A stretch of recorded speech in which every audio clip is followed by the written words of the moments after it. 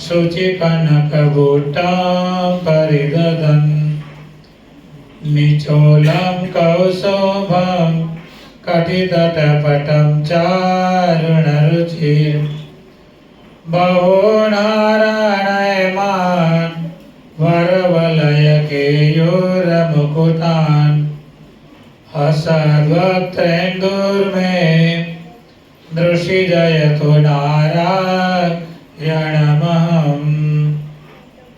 श्री अक्षरधामाधिपति स्वामिनारायण बापा भगवते नमो नमः। श्री घनश्याम महाराजाय नमो नमः। श्री हरि कृष्ण महाराजाय नमो नमः।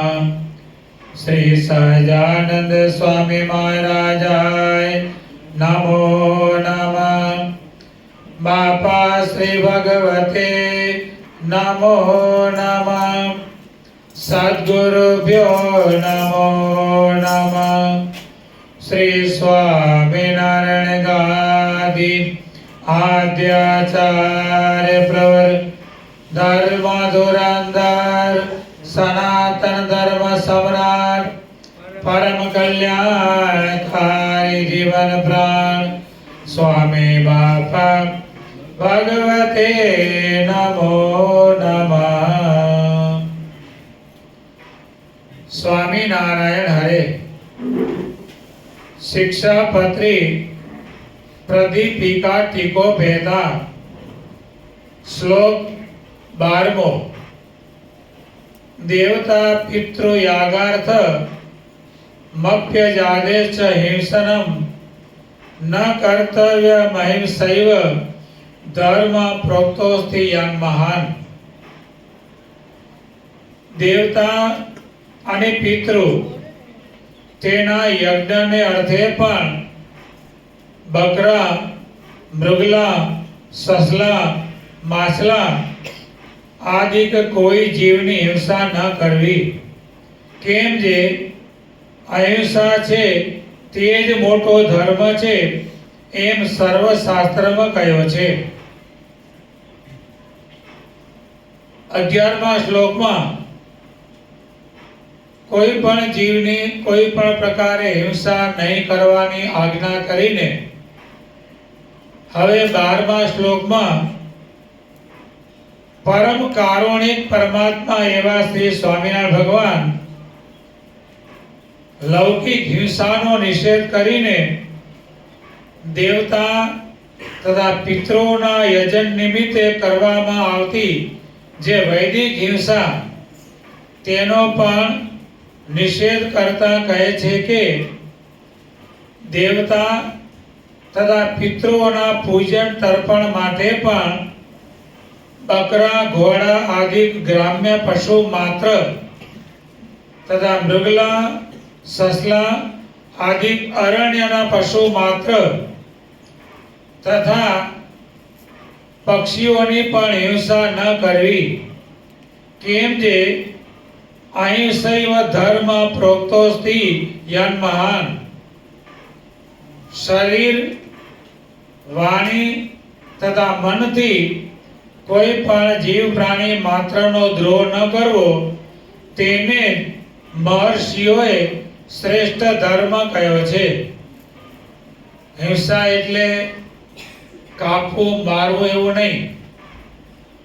मन, वाणी અને શરીર કોઈનો પણ દ્રોહ ન કરવો તે જ શ્રેષ્ઠ ધર્મ અહિંસા ધર્મ। દ્રોહ કોને કહેવાય? દ્રોહ કર્યો કોને કહેવાય? તો સ્વામિનારાયણ ભગવાન વચનામૃતમાં જણાવે છે કે રાજા હોય સર્વે અંગે સંપૂર્ણ હોય અને પછી કોઈ કેવા કાગળો લખી લખીને મોકલે કે અમારો રાજા તો હાથ પગ વિનાનો છે, નાક કાન વિનાનો છે, તો એને દ્રોહ કર્યો કહેવાય। બીજું ભગવાન કહે છે કે જેની જે મોટાઈ હોય તે મોટાઈ ન રહેવા દે અને એમ કહે કે આ તો કહેવાય છે મોટો પણ મેં કઈ મન છે નહીં, તો એ પણ દ્રોહ કર્યો કહેવાય. શરીર, વાણી અને મનથી કોઈનો દ્રોહ નહીં કરવાનો. શરીરે કરીને કોઈને આપણે મારીએ તો એ પણ દ્રોહ કર્યો કહેવાય. બીજું, કોઈની આજીવિકા ઉપર લાત મારીએ તો એ પણ દ્રોહ કર્યો કહેવાય. વ્યવસ્થિત આજીવિકા ચાલતી હોય અને આપણે એનો ભંગ કરીએ કોઈ પણ પ્રકારે તો એ પણ દ્રોહ કર્યો કહેવાય. બાપા શ્રી એમની વાતોમાં કહે છે, જે ઘડામાં ઘી ભર્યું હોય તો ઘડાને જે ફોડી નાખે તો એને ઘીનો દ્રોહ કર્યો કહેવાય. પછી એમ કે મેં ઘીને ક્યાં માર્યું છે, ઘડા ફોડ્યો છે, ઘીને તો અડ્યો જ નથી. મેં તો ઘડો ફોડ્યો છે, ઘીને તો અડ્યો જ નથી, પણ એ ઘીનો દ્રોહ કર્યો કહેવાય. મંદિરોની આજીવિકા,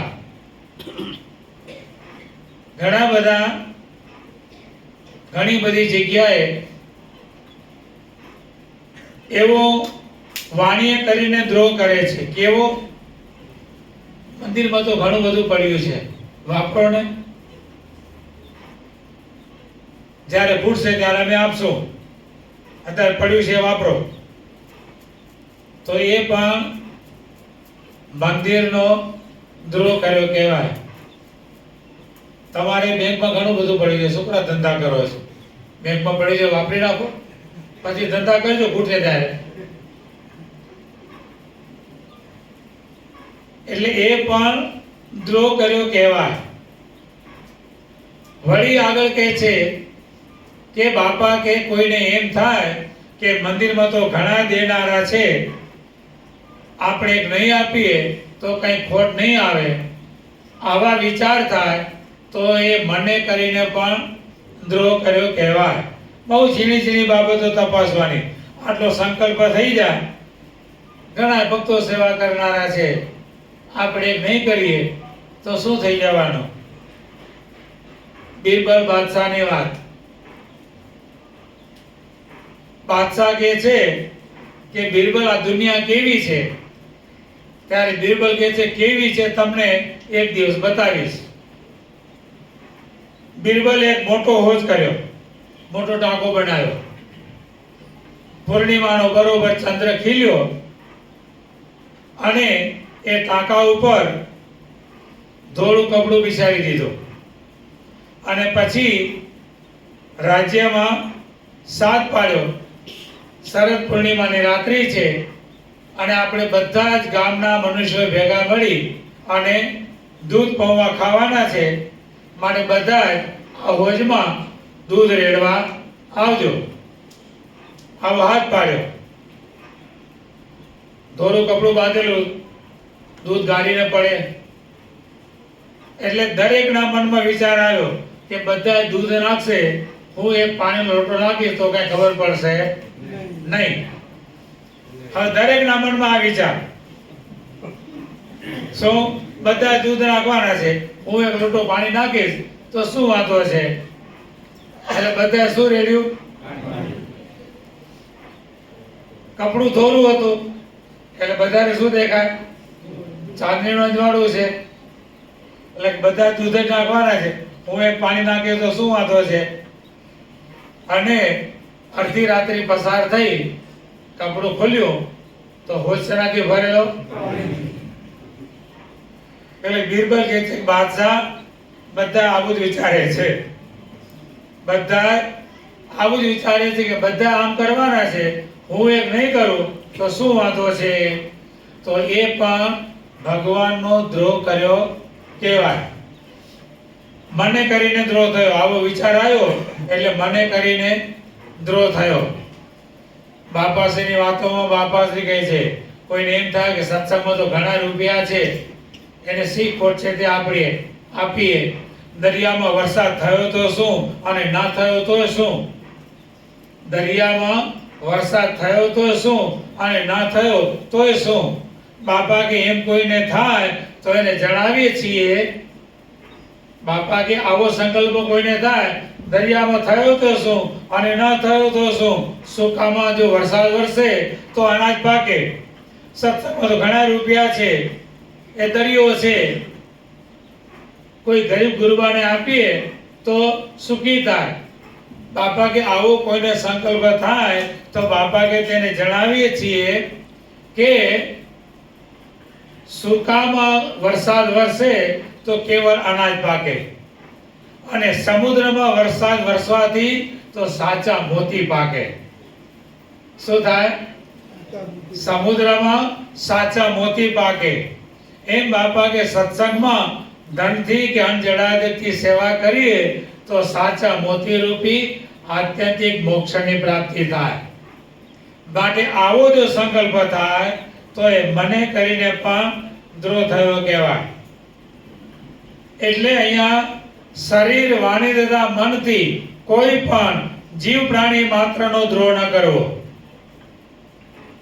વેદ વિહિત જે હિંસા, તેને હિંસા ન કહેવાય. એમ જે કહે છે તેનો પણ નિષેધ કરવાને માટે સ્વામિનારાયણ ભગવાન અહીંયા એમ કહે છે કે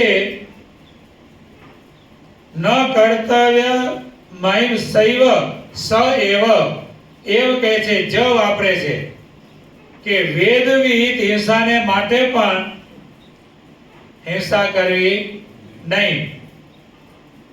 શ્રી હરિનું કહેવાનું તાત્પર્ય એ છે કે વેદને વિશે તથા વેદના અર્થ પ્રકાશન કરનાર સ્મૃતિઓને વિશે જે અહિંસામય પરમ સાત્વિક ધર્મ કયો છે તે જ અમને અભિષ્ટ છે. વેદ હંમેશા અહિંસા પરાયણ છે, પણ એના આધારે જે ઋષિ મુનિઓ સ્મૃતિઓ લખી ગયા પોતપોતાની, એ બધા પોતપોતાની રુચિને અનુસારે.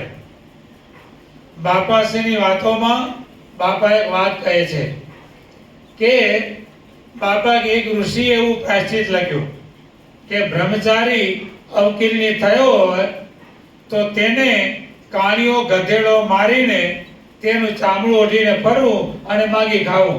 આવું પ્રાયશ્ચિત લખ્યું છે. હવે એક તો બ્રહ્મચર્યનો લોપ કર્યો, પાપ થયું. હવે ઓલા ગધેડાને મારે તો શું થાય?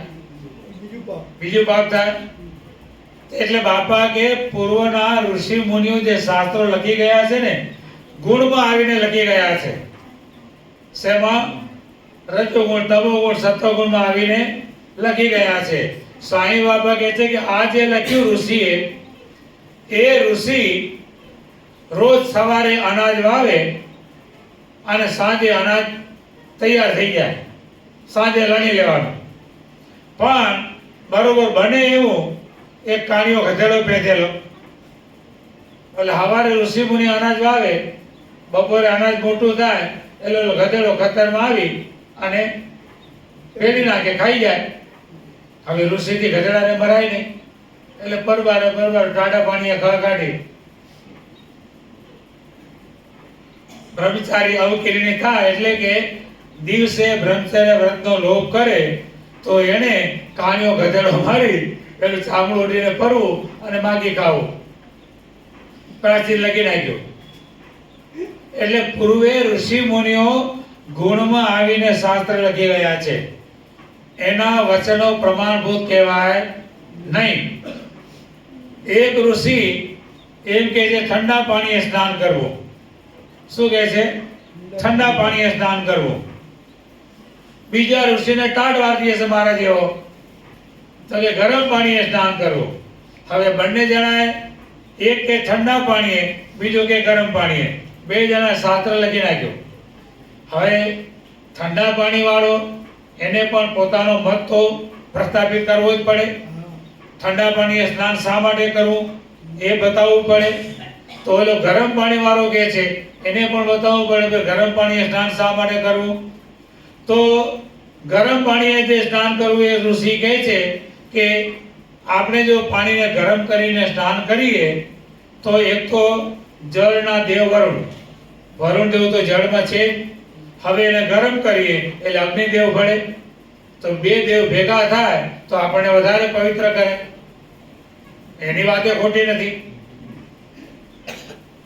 ત્યારે ઠંડા પાણીવાળા ઋષિ એમ કહે છે કે જો આપણે પાણીને ગરમ કરીએ તો એમાં ઝીણા જીવ જીવાત હોય એ પાણી ગરમ કરો તો મરી જાય, તો હિંસા થાય, માટે ગરમ પાણીએ સ્નાન ન કરાય, એની વાતે ખોટી નથી, પહેલી વાત સાચી છે.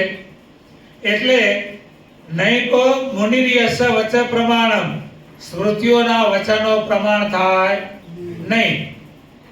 ત્યારે ખરેખર ધર્મનું રહસ્ય કોની પાસેથી જાણવું? તો ધર્મસ્ય તત્વમ નિહિતમ ગુહાયામ મહાજનો યેન ગત સંબંધા. ખરેખર ધર્મ કોની પાસે શીખવો જોઈએ? તો ભગવાનના ધામમાંથી આવેલા ભગવાન વતી વિચરતા જે સત્પુરુષો એમના વચન પ્રમાણે વર્તીએ તે કરો ધર્મ. એ કહે તે પ્રમાણ, એ કહે તે પ્રમાણ. નહીં તો બધા આવા જ પ્રાયશ્ચિત લખ્યા છે, અને ભગવાને તો ના પાડી. કળિયુગમાં દેહને પાડી નાખવાના પ્રાયશ્ચિત માન્ય નથી. ઋષિ મુનિઓ આવા પ્રાયશ્ચિત લખી ગયા છે કે દેહનો નાશ કરી નાખવાનો, મરી જવાનો, પણ કળિયુગમાં એ પ્રાયશ્ચિત માન્ય નથી. ત્યારે કળિયુગમાં પ્રાયશ્ચિત કયું? કોઈ પણ નાનું મોટું પાપ થઈ જાય તો પ્રાયશ્ચિત કરવું પડે, પણ કળિયુગમાં પ્રાયશ્ચિત કયું?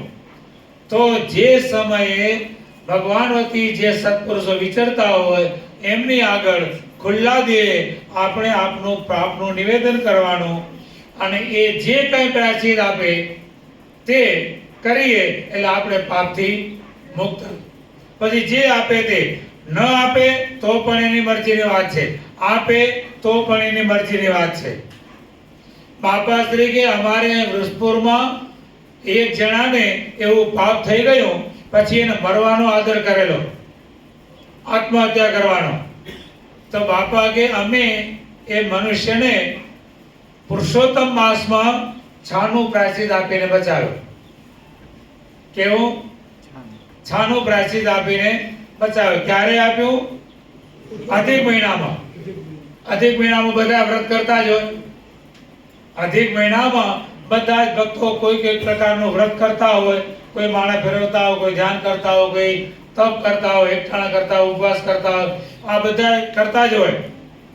હવે એમાં બાપાએ પેલા ભક્તને પ્રાયશ્ચિત આપી દીધું, છાનું એકલાને. મહારાજે વચનામૃતમાં કીધું કે કદાચ કોઈનો કોઈ ધર્મ ભંગ થઈ જાય તો તેને ફજેત કરવો નહીં. બને એટલું, જો એક જણો જાણતો હોય તો બે જણાને નહીં જણાવવાનું, છાનું રાખવાનું, ગુપ્ત રાખવાનું.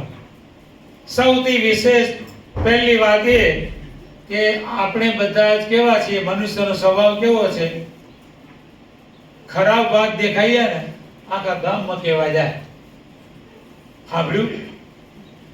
અને તે સાંભળ્યું, ઓલો આમ કરી આવ્યો, ઓલો આમ કરી આવ્યો, એટલે ભાઈ મેલને છાલ એ કર્યો, એ જાણશે ને ભગવાન જાણશે. પણ મનુષ્યના સ્વભાવ છે, જરા કંઈક કોઈકનું હાથ, કોઈકની વાત હાથમાં આવે ને એટલે પીકલાનો કાગડો કરી દે. શું કરી દે? દેખ્યું તો પીકળું, દેખ્યું તો પીકળું. ઘરના ઉમરા ઉપર પીકળું દેખ્યું, કેનું? કાગડાનું. એટલે હાલી વાત આ ગામમાં કે જીબી સોલંકીના ઘરે કાગડાનું પીકળું હતું. વ્યાખ્યાથી શરૂ થઈ, સોલંકીના ઘરે કાગડાનું પીકળું હતું. વાત આથી શરૂ થઈ અને આગળ જતા જતા ક્યાં વાત પહોંચી? જીબી સોલંકી કાગડો મારી નાખ્યો. અહીંયા વાત પહોંચે, કરડો કરડા વાત જાય એટલે વાત ક્યાં પહોંચે? એને કાગડો મારી નાખ્યો. અને પીકળું ક્યાંથી ઉડીને આવ્યું અને કોકના ઘર ઉપર પડ્યું. એટલે મનુષ્યનો આ સ્વભાવ છે, આવડી વાત હોય એને આવડી કરે. કોઈ મનુષ્ય સારું કામ કર્યું હશે ને એની બહુ જાહેરાત નહીં કરે હો. કોઈ મનુષ્ય સારું કામ કર્યું હશે, ભાઈ આપણે મહોત્સવ થાય છે, કેટલા ભક્તો અનેક મોટી મોટી સેવાઓ કરે, કોઈ દિવસ આપણે 5 જણાએ ભેગા થઈ અને એની ચર્ચા કરી કે આ ભગત કેવી ભગવાનની સેવા કરે છે, 5 જણાએ ભેગા થઈને એની ચર્ચા કરી? પણ ધારો કે મહોત્સવમાં જમવાની માટે લાઈન થઈ હશે અને એમાં 2 જણાને ઝઘડો થયો હશે, તો બીજો સમય આવશે ત્યાં સુધી આવશે, એની ચર્ચા કર્યા કરશે 5 જણા ભેગા થઈને કે ઓલા બે આમ કર્યું, ઓલો આમ બોલી ગયો, ઓલા નામ પાછો કાઢ્યો, એ ચર્ચા કરશે. પણ પેલા ભક્તે ભગવાનને આવી રીતે રાજી કર્યા અને આવી સેવા કરી, એને આપણે કોઈ ચર્ચા કરીએ છીએ? નથી કરતા. માણસનો સ્વભાવ છે, નિંદા રસ બધાને બહુ ગમે. નિંદા રસ છે ને બધાને બહુ ગમે. 4 જણા ભેગા થઈને કોઈની નિંદા કરતા હો, કોઈ પણ વ્યક્તિની, અને તમે વચ્ચે જઈને એટલું બોલો, તમે ભલે ગમે તેમ બોલો, પણ એ ભાઈ એવા નથી હો, બહુ સારા છે, આટલું આમ છે, તરત 4 જણા વિખાઈ જશે, તરત વિખાઈ જશે. પાછું એને ભેગા સાથ આપશો, તમે કોઈસો છે એવો છે બહુ ખરાબ જ છે, તો બીજા 5 જણા ભેગા થશે. એટલે આ શું છે? વાણીએ કરીને દ્રોહ કર્યો કહેવાય.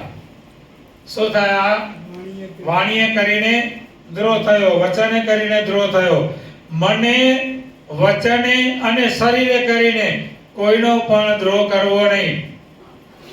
વેદમાં ભલે કીધું હોય, પણ અહિંસામય પરમ સાત્વિક ધર્મ જ માન્ય છે, અને તે જ ભગવાન કે અમને અભિષ્ટ છે. માટે મારા આશ્રિત તમારે પણ તે જ અહિંસા ધર્મને ગ્રહણ કરવો. પરંતુ અત્યારે વેદના તત્વાર્થને નહીં જાણીને પોતાના રાજસી તામસી સ્વભાવને કારણે અને પોતાની વિષયમાં આસક્તિને કારણે લોભી અને સ્વાર્થપરાયણ એવા જે નાસ્તિકો એ સત્યતાના આભાસરૂપ જૂઠાણું પ્રવર્તાવે છે. સત્યતાના આભાસરૂપ, સત્યનો આભાસ વાળું એવું જૂઠાણું પ્રવર્તાવે છે. અને દેવની પ્રીતિ માટે તથા પિતૃના તર્પણ માટે જે પશુવધ કરવામાં આવે તે હિંસા ન ગણાય એમ કહે છે. આમને મારીએ તો હિંસા કહેવાય, પણ યજ્ઞમાં મારીએ તો હિંસા ન કહેવાય. આવું કોણ કહે છે? લોભી, સ્વાર્થ પરાયણતા વાળા અને વિષયાસક્ત એવા છે. તે વેદના અર્થને અવળા કરીને સમજાવે છે, અને તેનું પણ મોક્ષભિલાષી મારા આશ્રિતોએ ગ્રહણ કરવું નહીં. કારણ કે કોઈ પણ નિમિત્તે યા કોઈ પણ પ્રકારે થતી જે હિંસા તે સર્વથા અનર્થને જ આપનારી છે. ગમે તે પ્રકારે હિંસા કરો એનાથી અનર્થ જ પ્રાપ્ત થાય. માટે કોઈ પણ પ્રકારે હિંસા કરવી નહીં. અને એ જે અસત્ય અર્થ પ્રવૃત્તિઓ છે તે તો લોભ અને સ્વાર્થથી જ પ્રવૃત્તિઓ છે, પણ વેદનો તેવો ભાવ છે જ નહીં. ખરેખર તો એ વાસ્તવે છે જ નહીં. પ્રભુ પરાયણ એવી શ્રુતિ તો હંમેશા માતાની પેઠે જ સર્વનું હિત થાય તેમ કહે છે. માતા ક્યારે પણ પોતાના સંતાનોનું અહિત ઈચ્છતી નથી. ગમે તે પ્રકારે માતા કોઈ દિવસ પોતાના સંતાનનું અહિત ઈચ્છે જ નહીં. ઘરડી માતાને એના યુવાન દીકરાએ, 30 વર્ષનો યુવાન દીકરો પોતાની પત્નીના કહેવાથી પોતાના ઘરડી માતાને વૃદ્ધાશ્રમમાં મોકલી દીધા. વૃદ્ધાશ્રમમાં મોકલ્યા. માતા તો પોતાના દીકરાનું હિત જ ઈચ્છે છે. કદાચ જો મારા જવાથી તમે બે શાંતિથી રહી શકતા હો તો હું મારો રસ્તો કરી લઉં છું, એમ કહીને માતા વૃદ્ધાશ્રમમાં ચાલ્યા ગયા. સમયના વહનની સાથે એ માતાનો અંત સમય આવ્યો. માતાનો અંત સમય આવ્યો એટલે વૃદ્ધાશ્રમના સંચાલકોએ દીકરાને સમાચાર મોકલ્યા કે તમારી માતા છેલ્લા શ્વાસ લે છે, તો તમે અહીંયા આવી જાઓ. પતિ પત્ની બંને જણા વૃદ્ધાશ્રમમાં આવ્યા. માતા છેલ્લા શ્વાસ લેતા હતા. પુત્ર અને પુત્રવધુ બંને આવ્યા એટલે માતાએ વૃદ્ધાશ્રમના સંચાલકોને તેડાવ્યા. હવે તમારે જેવા સજ્જનો વૃદ્ધાશ્રમની મુલાકાતે જાય ત્યારે કોઈ 5 રૂપિયા, કોઈ 10 રૂપિયા ઘરડાઓને આપતા આવે ને, ઘરડાઓને આપે. તો એવી રીતે આ માતાને જે પૈસા કોઈ આવા સજ્જનો મુલાકાતે આવેલા અને માતાને જે પૈસા આપેલા એ માતાએ પોતાના ગોદડા નીચે બધા રાખતા આવે, ભેગા કરતા આવે. હવે છેલ્લા શ્વાસ લે છે. દીકરો અને દીકરાની વહુ આવ્યા છે, સંચાલકોને બોલાવ્યા અને સંચાલકોને બોલાવીને પેલા જે રૂપિયા ભેગા થયા હતા ને એ વૃદ્ધાશ્રમના સંચાલકને આપ્યા. ત્યારે દીકરો એ બોલ્યો કે માં, આ રૂપિયા તો મારા થાય, સંચાલકને કેમ આપે છે? અને ત્યારે માં કહે છે કે બેટા, સંચાલકને જે આપું છું ને એ પણ તારા હિતને માટે જ આપું છું. કારણ કે અત્યારે હું જે ઓરડામાં છું એ ઓરડામાં પંખો નથી અને તું અત્યારે તારે ઘરે એસીમાં રહે છે. તારા દીકરા તને જ્યારે અહીં મૂકવા આવશે ત્યારે તને પંખા વિના નહીં ચાલે. માટે હું સંચાલકોને કહું છું કે આ રૂમમાં પંખો નાખી દેજો. કદાચ ભવિષ્યમાં મારો દીકરો આવે તો તેને પંખા વિના રહેવું પડે નહીં. માટે બેટા, તારા હિતને માટે જ હું આ રૂપિયા આપું છું. માતા આવું પોતાના સંતાનોનું હિત ઈચ્છે છે. મરતા મરતા પણ મારો દીકરો દુઃખી થવો જોઈએ નહીં. આ માતૃત્વ શું છે? આ છે માતૃત્વ. એટલે અહીંયા પ્રભુ પરાયણ એવી શ્રુતિ તો હંમેશા માતાની પેટે સર્વનું હિત થાય તેમ જ કહે છે. તે કોઈ પણ પ્રાણીનો દ્રોહ કરવાનું કહેતી જ નથી. અને જે શાસ્ત્રમાં અનર્થ આપનારી હિંસાનું પ્રતિપાદન કરેલું હોય તે શાસ્ત્ર જ નથી, એ ગાલ પુરાણ છે. જે શાસ્ત્રમાં હિંસાનું પ્રતિપાદન આવે તે શાસ્ત્ર જ ન કહેવાય. કારણ કે શાસ્ત્રનો અર્થ શું? શાસ્ત્રનો અર્થ શું? શાસ્તિ તત શાસ્ત્રમ. શાસ્તિ તત શાસ્ત્રમ. જે સારું શિક્ષણ આપે તેને શાસ્ત્ર કહેવાય. શાસ્ત્રનો અર્થ શું? શાસ્તિ એટલે કે સારું શિક્ષણ આપે તેને કહેવાય શાસ્ત્ર. શિક્ષણ એટલે શિક્ષણ કોને કહેવાય? તો પછી શિક્ષણ એટલે હિતનો ઉપદેશ. શિક્ષણ એટલે શું? હિતનો ઉપદેશ. પોતાનું હિત સાધી શકે અને સમાજનું હિત સાધી શકે આવું જે ભણાવવામાં આવે તેને કહેવાય શિક્ષણ. શિક્ષણનો અર્થ પરનું અને બીજાનું હિત સાધે તેને કહેવાય શિક્ષણ. હવે હિંસા કરવામાં કોઈનું હિત છે? કોઈનું હિત જ નથી. કરનારનું પણ હિત નથી અને જેની હિંસા કરે છે, જેને મારે છે એનું પણ હિત નથી. બેમાંથી એકેનું હિત નથી. માટે ભગવતી શ્રુતિનું ખરું અંતરંગ રહસ્ય તો પરમાત્મા સ્વામિનારાયણ ભગવાન પોતે જ જાણે. અને માટે સ્વામિનારાયણ ભગવાન અહીંયા કહે છે દેવતા પિતૃ યાગાર્થ એને માટે પણ હિંસા કરવી નહીં. અને વેદનો ઉપદેશ તો અહિંસા પર જ છે.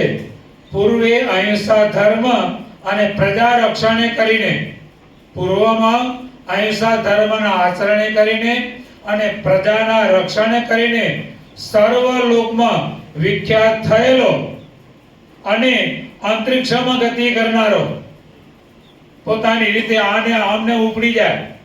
ભાઈ એને રોકેટ બોકેટ બલૂન બલૂન કઈ જોઈ નહીં. જ્યાં જવું હોય ત્યાં આમને આમ જાય. સ્વર્ગમાં જાય, ઇન્દ્ર પાસે જાય, બધે જ્યાં જવું હોય ત્યાં આમને આમ સહદે જઈ શકે. ઉપરીચર વસુ રાજા, રાજા ઉપરીચર વસુ, ઉપરીચર વસુ નામનો રાજા હતો. એટલો બધો ધાર્મિક હતો, એટલો બધો અહિંસા પરાયણ હતો, એટલો બધો પ્રજા રક્ષક હતો કે એનામાં અહિંસા અને પ્રજા રક્ષણે કરીને એટલી બધી શક્તિ આવી, એટલો બધો પ્રતાપ આવ્યો કે પોતે સહદે જ્યાં જવું હોય ત્યાં જઈ શકે. આટલી એનામાં શક્તિ હતી. પણ એ ઉપરીચર વસુ રાજા ઇન્દ્રનો ભાઈબંધ. એટલે એક સમયે દેવો અને ઋષિઓની સભામાં અહિંસા ધર્મ વિશે ચર્ચા ચાલી. ત્યારે બધા ઋષિ મુનિઓ એમ કીધું કે વેદ અહિંસા પરાયણ છે. ઋષિ મુનિઓ શું કહે છે? વેદ અહિંસા પરાયણ છે. પણ ઇન્દ્ર ઊંધું હાલ્યો. ઇન્દ્રદેવ કહે છે કે ના, વેદ હિંસા પરાયણ છે. હવે આનો ન્યાય કોણ કરે? તો આવો પ્રતાપી ઉપરીચર વસુ રાજા, જે અહિંસા ધર્મ અને પ્રજા રક્ષણ કરીને કેવો પ્રતાપી થયો હશે વિચાર કરી લો. એ ઉપરીચર વસુ રાજા ઇન્દ્રના ભાઈબંધ, રોજ ઇન્દ્ર પાસે જાય. એટલે ઇન્દ્રના પક્ષપાતે કરીને ભાઈબંધો રાખવાને માટે ખાલી ઉપરીચર વસુ રાજા એટલું બોલ્યા કે વેદમાં પણ હિંસા કહેલી છે. આટલું બોલ્યા. અને જેવું આટલું બોલ્યા એવું ઇન્દ્રની સભામાંથી ધબ લઈને નીચે પડ્યા અને અજગરનું રૂપ અજગર બની ગયા. શું બની ગયા? અજગર બની ગયા. ખાલી ઇન્દ્રના પક્ષપાતે કરીને એટલું બોલ્યા કે વેદમાં પણ હિંસા કહેલી છે. આટલું જ બોલ્યા, હજી એને કંઈ કર્યું નથી. ઉપરીચર વસુ રાજા આટલું બોલ્યા અને સ્વર્ગમાંથી પડ્યા, તે અજગર થઈ ગયા. એટલે અહીંયા કહે છે કે વચન માત્ર બોલવાથી એ સ્વર્ગમાંથી પડી ગયા. તેમજ યજ્ઞમાં હિંસાનો સંકલ્પ માત્ર જ કરતા, યજ્ઞમાં કઈ હિંસા કરવી જોઈએ આવો ખાલી સંકલ્પ જ કર્યો, હજી બોલ્યા નથી, ફક્ત સંકલ્પ કર્યો. એવા જે ઉચ્ચ વૃત્તિ નામે ઋષિ, ઉચ્ચ વૃત્તિ એટલે જે ધાન બધા ખેડૂત લઈ લે, પછી જે કઈ દાણા પડ્યા હોય એ દાણા વીણી અને પોતાનું ગુજરાન ચલાવે. કહેતા લીલા તૃણને પણ કાપે નહીં. આવા અહિંસા પરાયણ ઉચ્ચ વૃત્તિ નામે ઋષિ હતા.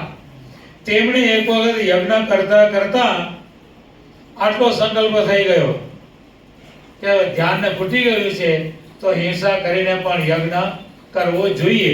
આટલો સંકલ્પ થઈ ગયો અને એના કારણે એનું જે મોટું તપ હતું ને બધું જ નાશ થઈ ગયું. માટે હંમેશા અહિંસા પરાયણ જ રહેવું. ભુજની વાત આપણે બધા જાણીએ છીએ, જગજીવન મહેતાની. હિંસામાં યજ્ઞ કરતા હતા. સ્વામિનારાયણ ભગવાન ત્યાં પધાર્યા અને ભગવાને બહુ જ સમજાવવા છતાં પણ ધન અને સત્તાના મદમાં ચકચોર થયેલ જગજીવન મહેતો હિંસામાં યજ્ઞમાં તત્પર જ રહ્યો તો અતિ ભૂંડી હાલતમાં અકાળ મરણને શરણ થયો. કોઈ કે એના સૈનિકે, જગજીવન મહેતો કમાન્ડર હતો, અત્યારની ભાષામાં કહીએ તો સેનાપતિ હતો. હવે આ ભગવાનનું વચન માન્યું નહીં એટલે કોઈક સેનાપતિના પગાર જરાક અટકાવ્યા હશે સૈનિકોના, તો કોઈકને દાંત ચડી હશે, તો મહેલમાં જતો હતો, રસ્તામાં માર્યો ઝાટકો માર્યો એટલે ત્યાં ને ત્યાં પડી ગયો. તરફડિયા મારતા મારતા પાણી કરવા માંડ્યો તો બાજુમાં એક મોચીનું ચામડું પડાવેલું પાણી પડ્યું હતું ઓરડામાં. એ પાણી નાખ્યું અને મરી ગયો. શું કમાણા? એટલે અતિ ભૂંડી હાલતમાં અકાળ મરણને શરણ થયો. માટે વેદનો તત્વાર્થ અહિંસા ધર્મ જ છે.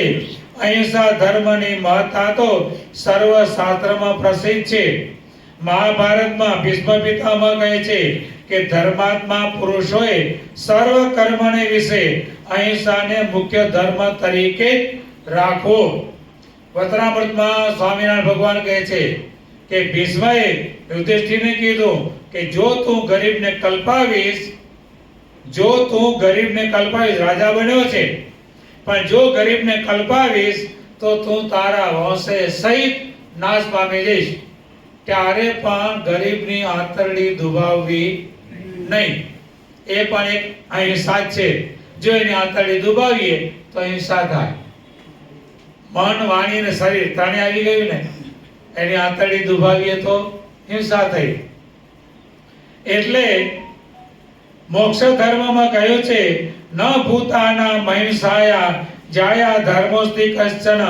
પ્રાણીની અહિંસાથી કોઈ શ્રેષ્ઠ ધર્મ નથી. પતંજલિએ પણ અહિંસાને યોગ શાસ્ત્રને વિશે સાધન માત્રમાં મહાવ્રત રૂપે કરીને કહેલી છે.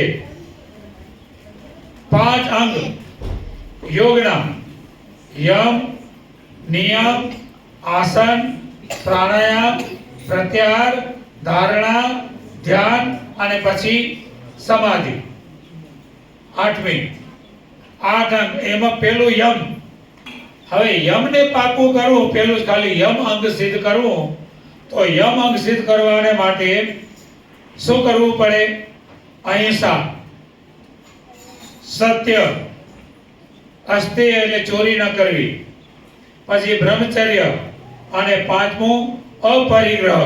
એ 5 સિદ્ધ કરે ને ત્યારે ખાલી એક યમ સિદ્ધ થાય.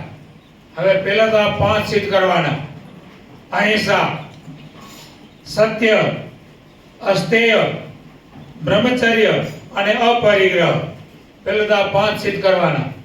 એમાં પહેલી અહિંસા સિદ્ધ કરવાની, સત્ય સિદ્ધ કરવાનું. બોલો કોણ આમાંથી કયો અત્યારે સત્યવાદી છે? હે, જિંદગીમાં સોયની આની જેટલું પણ જૂઠું નહીં બોલવાનું. સોયની આની જેટલું પણ કોઈ દિવસ જૂઠું ના બોલ્યા હોય. યુધિષ્ઠિર સત્યવાદી હતા ને, પણ નરો વા કુંજરો વા કર્યું તો રથ ઉતરી ગયો ને. હવે યમના પછી નિયમના 5 અંગ, પછી બીજા આવે. આ તો ખાલી યમના 5 અંગ સિદ્ધ કરવાના. પહેલા અહિંસા, સત્ય, અસ્તેય, બ્રહ્મચર્ય, અપરિગ્રહ. એ 5 યમ ધર્મો છે.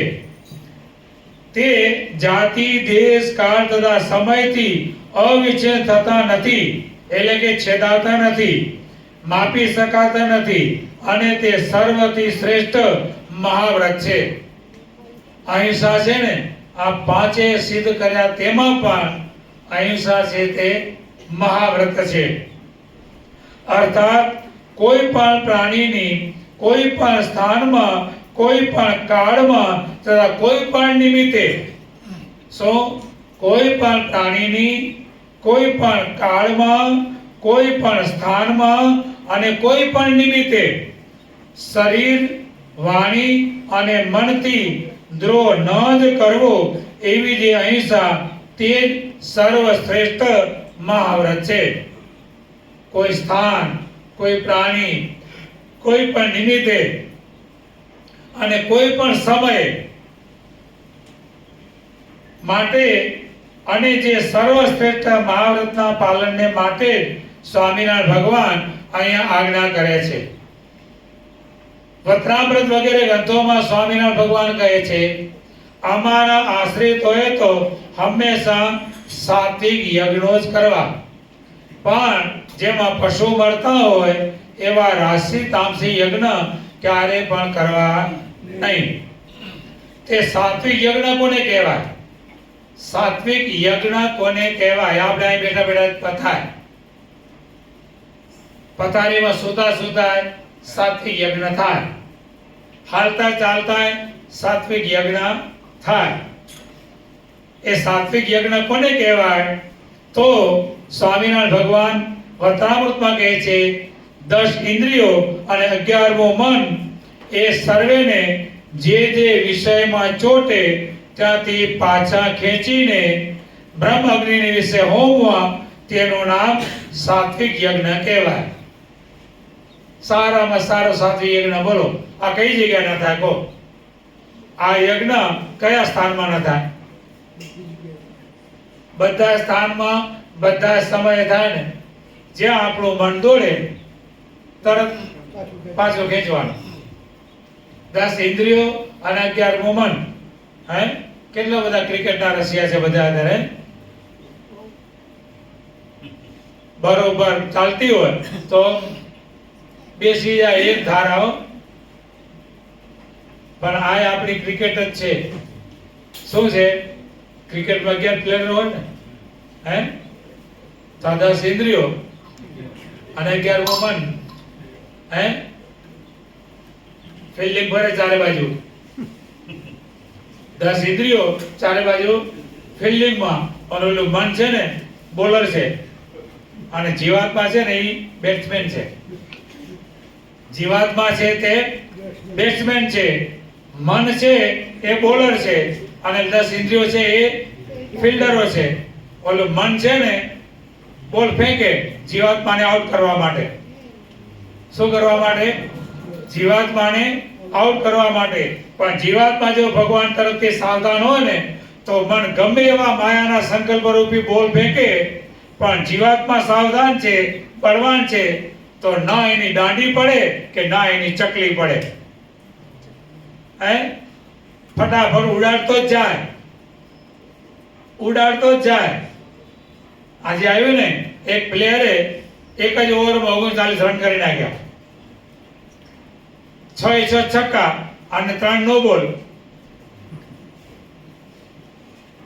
એટલે આપણે આપણા જીવાત્માને આવો બળવાન બનાવવાનો. કેવો? છગ્ગા જોડે સીધા. મન ગમે એવા સંકલ્પ કરે,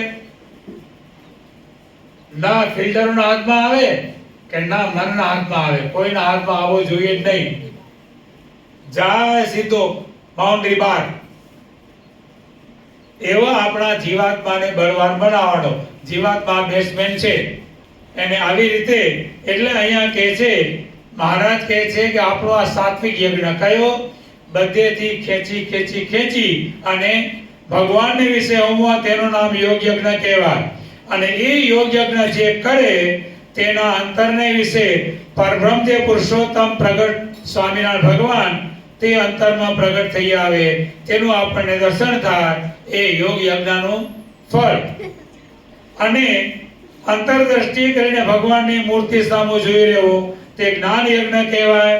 તથા તમારા ઈષ્ટદેવ જે અમે તે અમારા સંબંધી અહિંસામાં એવા વિષ્ણુ યાગ વગેરે સ્માર્ત યજ્ઞ કરવા, તથા સ્વામિનારાયણ નામના જપ યજ્ઞ કરવા, તથા એકાદશી વગેરે ઇન્દ્રિય દમનાદિક તપ વ્રત કરવા, તથા ભગવાનના પ્રાગટ્ય દિન વગેરેના મોટા ઉત્સવો કરવા, અને તેમાં પધારેલ ભગવાનના ભક્ત સંત વિપ્રોને ભોજન વગેરે પદાર્થોથી સંતોષવા, તેને સાત્વિક યજ્ઞ કહેવાય. અને એવા સાત્વિક યજ્ઞ શા માટે થાય? ભગવાનની પ્રાપ્તિ માટે એવા સાત્વિક યજ્ઞ કરવા. અને એ યજ્ઞનું ફળ શું? તો ભગવાન પોતે આપણા અંતરમાં પ્રગટ થઈને દર્શન આપે, એ યોગ યજ્ઞનું ફળ. અને એટલા માટે સ્વામિનારાયણ ભગવાન કહે છે કે તમ જેવા ધર્મ નિયમયુક્ત સંત તેને કોઈ ભાવે કરીને જમાડે તો તેને કોટી યજ્ઞનું પુણ્ય થાય અને અંતે મોક્ષને પામે. તમ જેવા ધર્મ નિયમવાળા સંત નદી તળાવની સે પગ બોળે તે તીર્થરૂપ થાય છે. જે વૃક્ષ નીચે બેઠા હોય, જે વૃક્ષનું ફળ જમ્યા હોય, તે વૃક્ષનું પણ કલ્યાણ થાય છે. બાપા કે આ બાવળ જાતે અસુર કહેવાય. બાવળ દરેકમાં, દૈવી ને આસુરી દરેકમાં હોય. પશુ પક્ષી વૃક્ષ વેલી બધામાં હોય. આંબા, લીમડા, રાયણ, જાંબુ આ બધા વૃક્ષો છે ને દૈવી વૃક્ષો કહેવાય. પછી આ તાળ છે, બાવળ છે, એટલે ગાંડા બાવળ છે, આ બધા આસુરી વૃક્ષો કહેવાય. એટલે કાકરવાડીમાં બાવળ નીચે બાપા સભા કરીને બિરાજમાન થાય એટલે બાપા કે બાવળ જાતે અસુર કહેવાય. પણ એનું પણ કલ્યાણ થઈ ગયું. કેમ? તો કે આપણે એની નીચે બેસીને નિત્ય બ્રહ્મ યજ્ઞ કરીએ છીએ, સાત્વિક યજ્ઞ કરીએ છીએ. એને કરીને એ બાવળનું પણ કલ્યાણ થઈ ગયું. એમ આપણે આવા સાત્વિક યજ્ઞ થાય તો ભગવાન અને સંતનો રાજીપો થાય. તેમજ પિતૃના તર્પણને માટે પણ, એટલે જો આપણા કારણ સત્સંગમાં જોઈએ, કાંઈ તકલીફ કરી જે કંઈ કરવું હોય મણિનગર ઘનશ્યામ મહારાજની આગળ કરો, બધું જ આવી ગયું. હે એટલે બારે બધા અનેક પ્રકારના વિધિઓ કરતા હોય, એટલે ભૂદેવને બોલાવે ને કઈ જાતની સજાઓ, ભૂદેવ પાસે કેટલું લખાવે, કારણ કે બધું પોતાને જ મળવાનું છે એટલે કેટલું લખાવે, આ જોઈશે ને આ જોઈશે ને આ જોઈશે ને બધું લખાવે. હોનાની ગાય લખાવે ને ચાંદીનો નાગ લખાવે, બધું લખાવે કે આ જોઈશે બધું. પણ શેના માટે લખાવે? પોતાના માટે. પણ આપણે સાંઈ બાપા કેવી સરસ રીતે રાખી, કાંઈ પણ ટેન્શન કરું તમારે કાંઈ કરવાનું નહીં, ખાલી મણિનગર કહી દેવાનું બાપજી આ દિવસે મારા દાદાની સજા ભરવાની છે, તમને કઈ ચિંતા, આ લાવવું કે તે લાવવું કઈ કરું, તમારે કશું જ નહીં. આવીને મા પૂજા કરો અને ભગવાનની ભેટ કરીને આરતી કરો, પતી ગયું. અને ભગવાનને પહોંચ્યું એટલે બધાને પહોંચી ગયું ને. ગમે તેવા પિતૃઓને પહોંચાડવું હોય તો બ્રાહ્મણ પહોંચાડવાનો છે, એના કરતા ભગવાનને પહોંચશે તો બધાને પહોંચી જશે. આ આપણી સારામાં સારી રીત. હે કોઈ ધામમાં ગયા તો એના નિમિત્તે પારણ કરો. આ બ્રહ્મ યજ્ઞ થઈ ગયો, સાત્વિક યજ્ઞ થઈ ગયો, એના નિમિત્તે તમે પારણ કરો, સંતો ભક્તો બધા જમે, સાત્વિક યજ્ઞ. આવા સાત્વિક યજ્ઞ બાપાએ આપણને આ સ્વામિનારાયણ ગાદી કરાવ્યા. એટલા માટે અહીંયા કહે છે સ્વામિનારાયણ ભગવાન કે પિતૃના તર્પણ પણ મુનિ ધાન્ય સામો વગેરે તથા દૂધપાક વગેરેથી પરમ શ્રદ્ધાથી કરવા. બહુ કરવા હોય તો મંદિરમાં આપો દૂધપાકની રસોઈ. હા, શ્રાદ્ધ પક્ષ હમણાં આવશે એટલે રોજ મંદિરમાં ભગવાનને થાળમાં દૂધપાક જ હોય કે આજે આનું શ્રાદ્ધ છે, આજે આનું શ્રાદ્ધ છે, આજે આનું શ્રાદ્ધ છે. એટલે ભક્તોની કેટલી બધી શ્રદ્ધા હોય. કોઈનું શ્રાદ્ધ ના હોય ને પોતાના પક્ષમાં, કોઈનું શ્રાદ્ધ ના હોય ને તો ભગવાનનું શ્રાદ્ધ કરે. બોલો, અષાઢ સુધી પાંચમ એટલે ભાદરા સુધી, ભાદરા સુધી પાંચમ આવે એટલે કે આ જપજી બાપાનું શ્રાદ્ધ અમારા તરફથી કરો. બોલો, અમારે બીજા કોઈ સગા સંબંધી નથી તો બાપા અમારા સગા, અમારા તરફથી બાપાનું શ્રાદ્ધ. આવી ભક્તોની સમજણ, આવી ભક્તોની ભાવના. એટલે જે કંઈ કરવું તે ભગવાનની સન્મુખ કરવું અને તે પણ પરમ શ્રદ્ધાથી કરવું, પરમ શ્રદ્ધાથી પ્રેમથી કરવું. તો એ જે કરેલું હોય તે બધું જ પાપ માત્ર બાળી અને આપણને દિવ્ય ફળની પ્રાપ્તિ કરાવે. અને એટલા માટે અહીંયા કહે છે કે ચંદનને બાળી તેના કોળસાનો લેપ કરે તેવા મૂર્ખ છે બીજા બધા. કેવા? જે આ માંસથી પિતૃઓના તર્પણ કરે છે, હિંસા કરીને પિતૃઓના જે તર્પણ કરે છે એ બધા કેવા મૂર્ખા છે? ચંદનને બાળીને તેના કોલસાનો લેપ કરે. એટલે આપણે આગળ ચંદનનો લેપ કરો ને ભાઈ, સરસ મજાનું સરસ મળ્યા આગળ ચંદન મળ્યું છે એને ઘસીને એનો લેપ કરવા કરતા શું કરે? પેલું હળગાવે, એને કોલસા થાય અને એ પછી ઘસે. કેવો રૂપાળો લાગે. જે આ હિંસાથી તર્પણ વગેરે કરે છે એ બધા આવા મૂર્ખા છે. અને જે આવી રીતે પરમ શ્રદ્ધાથી ભગવાનને સન્મુખ રહીને જે ભગવાનને અર્પણ કરે છે એ બધા કેવા? ચંદનનો લેપ કરે તેવા ડાયા છે. ચંદનની જેમ કાયા તારી, ઘસતી હેતે અપાર, સત્સંગ વિશે નિર્ધાર, સુગંધ એની ઓર પ્રસરશે, શ્રીજી પ્રભુના ચમનમાં સુખ થાય છે આ સત્સંગમાં. એટલે આવો ભગવાન આપણને ઉપદેશ આપે છે કે મન, વાણી અને શરીર તેને કરીને કોઈ પણ જીવને ક્યારે પણ દુખવવા નહીં. અને આવી રીતે અહિંસા પરાયણ થઈ અને હંમેશા આપણે સાત્વિક યજ્ઞ કર્યા કરવા, આપણા ઇન્દ્રિયો મન જ્યાં ત્યાં વિષયમાં દોડે ત્યાંથી પાછા ખેંચી અને ભગવાનને વિશે એ બધાને જોડવા, આવા સાત્વિક યજ્ઞ આપણે કરીએ તો ભગવાન બાપા સાંઈ બાપાનો આપણા સૌ ઉપર ખૂબ રાજીપો થાય. આજના જે બે યજમાનો સૂર્યકાંતભાઈ અને હસમુખભાઈ, એ બંને યજમાનો, એમનો પરિવાર અને એમના પિતાશ્રી દેવચંદભાઈની તો વાત જ આખી જુદી છે. છતી દેહ એ મૂર્તિ સુખના ભોગતા હતા. એમનો પ્રસંગ એટલે ઘનશ્યામ જ્યારે ધામમાં ગયો ત્યારનો,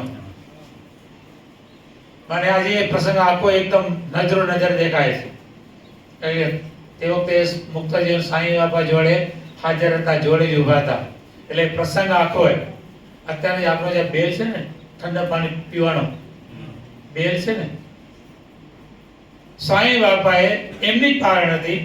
ઘનશ્યામના નિમિત્તે ફાગણ સુદ ત્રીજના દિવસે ઘનશ્યામ મહારાજના પાટોત્સવમાં એ ઘનશ્યામ મૂર્તિના સુખે સુખે થયો, તેના નિમિત્તે દેવચંદભાઈએ પારણ કરાવેલી. તમારે લોકમાં એવું ને, અમુક ટાઈમ સુધી ગળ્યું નખાય ને આ નખાય ને એવું બધું લોકમાં કંઈક પ્રકારના રિવાજો હોય. પારણના આશીર્વાદ આપ્યા પછી સાંઈ બાપાએ કીધું કે દેવચંદ, આપણા બધા વ્રત પૂરા થઈ ગયા. ઘનશ્યામ સાંઈ બાપાના શબ્દો હતા. સાંઈ બાપા કહે છે કે દેવચંદ, ઘનશ્યામ છે ને, ઘનશ્યામ મહારાજના ખોળામાં બેઠો છે,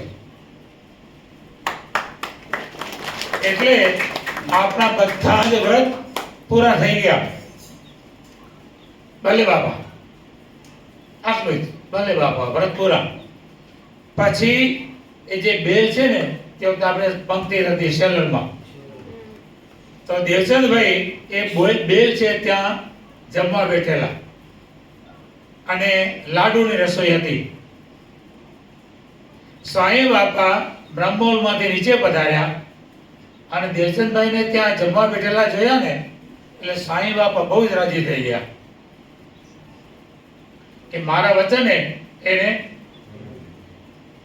આ પંક્તિમાં જમવા બેઠા. એટલે સાંઈ બાપા બહુ રાજી થયા, બહુ રાજી થયા. પેલો પીરસનારો લાડુ લઈને આવતો હતો ને પીરસવા, સાંઈ બાપાએ પોતાના હાથે રસોડાના દરવાજે ઊભો તો જોયું નજરે. સાંઈ બાપાએ પોતાના હાથે પેલા પીરસનારના તબાડામાંથી 3 લાડુ લીધા હાથમાં અને 3 લાડુ દેવચંદભાઈના પતરાવડા બાપાએ પ્રસાદે મૂકી દીધા. મોટાના વચન પાળવાથી કેવી પ્રસન્નતા ઉતરે છે. વચન પાળો. અમેરિકાની મૂર્તિ પ્રતિષ્ઠા, આપણા ન્યુજર્સી મંદિરને 750 કિલો સોનાથી તોલીને ઘનશ્યામ મહારાજ બાપા સાંઈ બાપાને પધરાવ્યા. જે ભક્તના ઘરે ભગવાનના મૂર્તિ હતા, ભગવાનભાઈના ઘરે, જ્યારે ત્યાંથી ભગવાનના મૂર્તિ અહીંયા મંદિરમાં લાવ્યા ને એમના ઘરેથી, એટલે ભગવાનભાઈ ઉદાસ થઈ ગયા કે બસ મારે ઘરેથી ભગવાન ગયા. એને શું થઈ ગયું, બોલી ગયા હો. એ બોલ્યા અમારા સંતો પાસે કે બસ મારા ઘરેથી ભગવાન ગયા, હવે મારે રહીને શું કરવાનું? ભગવાન જો મારા ઘરેથી ગયા તો મારે રહીને શું કરવાનું? આટલું ભૂલી ગયા. ભગવાન નવા મંદિરમાં પધાર્યા અને બીજા દિવસે એ ભગવાન દાસભાઈ ભગવાનની મૂર્તિમાં પહોંચી ગયા. હવે એને ભગવાનની મૂર્તિના સુકે સુક્યા થવાનું અને આ બાજુ આ સુવર્ણ તુલાનો સમયો શરૂ થવાનો, 5 દિવસનો સમયો. આ બાજુ સુવર્ણ તુલાનો સમયો શરૂ થાય છે આવતીકાલે, અને આજે ભગવાનભાઈ ધામમાં ગયા. એનો અગ્નિ સંસ્કાર વિધિ બધું પતી ગયો. રાત્રિ પસાર થઈ. સવારે એમના ધર્મપત્ની, એમના સુપુત્ર, એમના સગા ભાઈ, આ બધો આખો પરિવાર આપણા પ્રેમમૂર્તિ આચાર્ય સ્વામીજી મહારાજ પાસે દર્શને આવ્યા. સવારે રાત્રિ પસાર થઈ ગઈ, સવારે દર્શને આવ્યા. સ્વામીજી મહારાજ એમને એમ કીધું એમના દીકરાને કે બેટા ભગવાનના ખોળામાં જ છે. એમનું નામ હતું ભગવાનભાઈ. એટલે ભગવાનના ખોળામાં જ છે. આપણા સમયમાં ભેગા છે. કોઈ પણ જાતનો સૂતક શોક પાડવાનો નથી. એ આખો પરિવાર, એ ભગવાનદાસ કેશવલાલનો આખો પરિવાર, એ બધા જ આખો સમયો રંગે ચંગે, એમના ધર્મપત્ની પણ વિધવા નહીં, રંગે ચંગે કે મારા પતિદેવ હાજર જ છે એવા ભાવથી અને એવી રીતે આખો સમયો રંગે ચંગે માણ્યો, સેવા કરી, બધું જ કર્યું. સમયો પતી ગયો, ત્યાંથી નીકળવાનું થયું ત્યારે આચાર્ય સ્વામીજી મહારાજે કીધું કે લોકની રીતિ પ્રમાણે આપણે 10 દિવસ સૂતક પાડવું પડે, તો હવે પાડી લો. બે રાખ્યું, સમયો રંગે ચંગે ઉજવાયો અને સૂતક પણ લોક પણ એમ ન કે આને કાંઈ ના કર્યું, બેડું રાખ્યું. એટલે આવા ભગવાનના વચનમાં વર્તનારા એમ દેવચંદભાઈ પણ એવા જે મનુષ્ય બંધુઓ, જે ભક્ત 5-5, 6-6 કલાક ધ્યાન કરે અને એક ધારો આસન વાળી, આપણે 5 મિનિટ પલટ વાળીને બેવું તો બેવાતું નથી, અને એ 80-82 વર્ષે પણ 6-6 કલાક સુધી આસન વાળીને સભા મંડપમાં બેસી રહેતા. એ ભક્તની વાત આખી ન્યારી હતી. અને આજે એમના પરિવારમાં જે કંઈ એ પરિવાર, આખો પરિવાર, દેવચંદભાઈ, એમના ભાઈ ઉધવસિંહભાઈ અને એમના ભાઈ છોટાભાઈ, કુબેરદાસ અને આત્મારામ ત્રિભુવન અને કુબેરદાસ જવાહરલાલ આત્મારામ ત્રિભુવન, આ બધા ભક્તોના દર્શન કર્યા છે બધાના. એ ભક્તો જ્યારે યાદ આવે ને ત્યારે એમ થાય કે શું એ ભક્તો હતા અને કેવી એમનામાં ભગવાન ભજવાની શ્રદ્ધા અને ધગસ હતી. એટલે આપણે એ માર્ગે ચાલ્યા છીએ, નથી ચાલ્યા એમ પણ નથી, પણ હજુ પાપા પગલી માંડીએ છીએ. પણ આખું ડગલું મંડાય અને એ ભક્તોના માર્ગે આપણે બધા આગળ વધીએ. એમના બંને સુપુત્રોએ જે આજની સભાનું યજમાન પણ લીધું છે, ભગવાન બાપા સાંઈ બાપાને પ્રાર્થના કરીએ એમનો જે સંકલ્પ છે તે ભગવાન બાપા સાંઈ બાપા પૂરો કરે અને એમનો સર્વ પરિવાર, એ ત્રણેય ભાઈઓનો પરિવાર વધુ ને વધુ સત્સંગના રંગે રંગાય અને ભગવાન બાપા સાંઈ બાપાને રાજી કરે એટલી પ્રાર્થના કરી. આજે હિંડોળાની સમાપ્તિ ને છે, હજુ ઓછો કાલે છે. હા, તો કાલે આમે આપણે હવે હિંડોળા પૂર્ણ થયા છે, હિંડોળા ઉત્સવ આપણો પૂર્ણ થયો છે. આજે આપણી સભા થઈ ગઈ, કાલે બધાએ ભેગા થવાનું છે. કથા વાર્તા નહીં થાય, ઉત્સવ કરી બરોબર અને આરતી કરી અને બસ. તો એ પ્રમાણે આપણે બધા જેમ અહીંયા શિક્ષાપત્રીમાં મહારાજે કીધું એમ મન, વાણી અને શરીર તેને કરીને કોઈને દુખાવીએ નહીં અને આપણી સર્વે ઇન્દ્રિયોને ભગવાનમાં આપણે જોડીએ અને આવો સાથે યજ્ઞ આપણે સદાય કરતા રહીએ એવી ભગવાન બાપા સાંઈ બાપા આપણ સર્વને દિવ્ય શક્તિ ભક્તિ આપે એની પ્રાર્થના કરી આજની સભાને આપણે વિરામ આપીશું. બોલો શ્રી અક્ષરધામના અધિપતિ સ્વામિનારાયણ બાપાની જય. ઘનશ્યામ